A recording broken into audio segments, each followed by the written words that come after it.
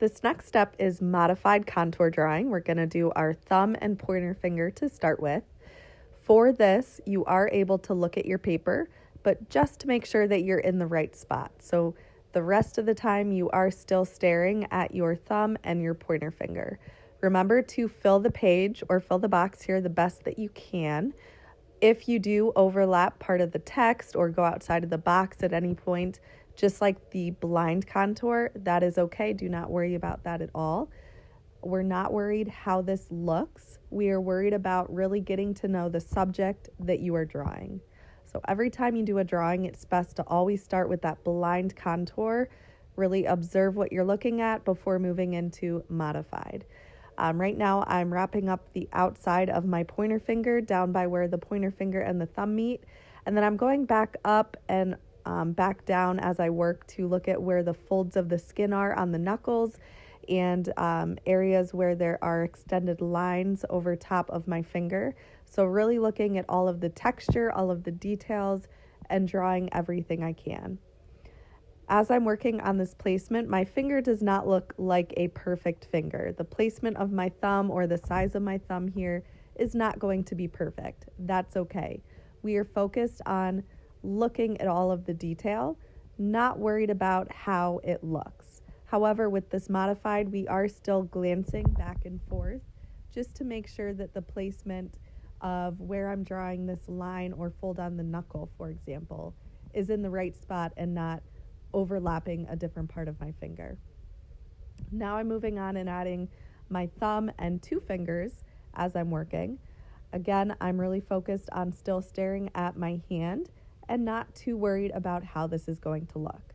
The next step that we're going to do is talking a little bit more about laying things out first, creating simple shapes and measurements for where to put things on our drawing.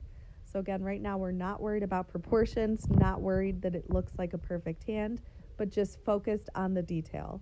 Am I adding the detail and lines and textures to really draw everything that I can on this hand? So now I'm working on the knuckle of my third finger here, my middle finger, and then moving up into the fingernail. This video is sped up a little bit, so you're going to really want to still slow down, make sure that you are really taking your time.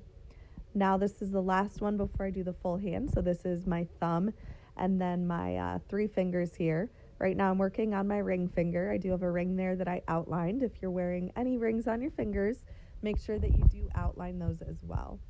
And then look for highlights, shadows, areas that are light and dark to lightly outline.